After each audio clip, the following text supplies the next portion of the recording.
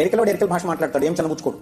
లంబాడి ఆయన లంబాడి భాష మాట్లాడతాడు, గుజరాతోడు గుజరాతీ మాట్లాడతాడు, పంజాబీ మాట్లాడతాడు, తమిళోడు తమిళ్లో మాట్లాడతాడు. చిన్నబుచ్చుకోడు వాడు, హ్యాపీగా ఫీల్ అవుతాడు, ఇంకాస్త అయితే గర్వంగా కూడా ఫీల్ అవుతాడు. ప్రపంచంలో ఒకే ఒక్క జాతి ఉంది తన మాతృభాష మాట్లాడటానికి సిగ్గుపడే జాతి. ఏం చేయలేం. దేశ భాషలందు తెలుగు లెస్స ఎక్కడో విన్నాం, కృష్ణదేవరాయల కాలంలో ఎవడో అన్నాడని ఆయన అన్నాడు. దేశ భాషలందు కాదప ప్రపంచ భాషలందు తెలుగు లెస్స. ఎందుకో తెలుసండి, అన్ని అక్షరాలు ఉన్నటువంటి భాష ప్రపంచంలో లేదు, అన్ని విడి శబ్దాలు ఉన్నటువంటి భాష ప్రపంచంలో లేదు, అంత సుందరమైన భాష కూడా ప్రపంచంలో లేదు.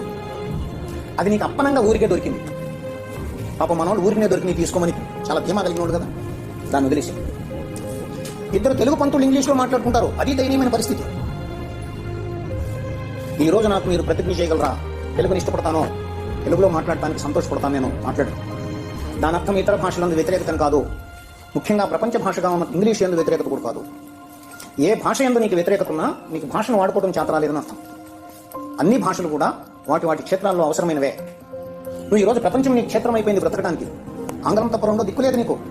ఆంగ్లాన్ని ప్రపంచ భాషగా గుర్తిస్తూనే తెలుగుని ఇష్టపడటం నేర్చుకో, నువ్వు తెలుగులో మాట్లాడు. అలాంటి మహాప్రాణాలు ఉన్నటువంటి భాష, అంత స్వచ్ఛమైన శబ్దాన్ని ఇవ్వగలిగిన భాష తెలుగే. మిగతా ఇంత గందరగోళ భాషలే. కానీ మనకి ఇతర ప్రపంచంలో ఆ భాష ఉంటే తప్ప బ్రతకలేం కనుక అది కూడా నేర్చుకుంటాం.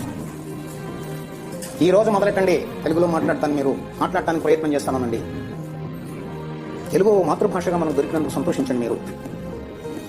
ఓకే మిత్రులారా, పిహెచ్డీ చదివిన వాళ్ళు కూడా తెలుగులో ఉచ్చారణ దోషాలతోనే ఉన్నారు ఈ రోజున. ఉచ్చారణ శాస్త్రం పోయింది తెలుగులో నుంచి. కనుక మనకి ఆ ఉచ్చారణ శబ్దాలు ఉచ్చరింపజేసేవాళ్ళు తల్లి దగ్గర నుంచి కూడా ముఖంలో ముఖం పెట్టి అట్టనాలి నేర్పేవాళ్ళం. అన్ని ఏది అపశబ్దం లేకుండా పలికి. ఇప్పుడు పిహెచ్డీ ఆయన కూడా వస్తానంటాడు, చదువు అంటాడు.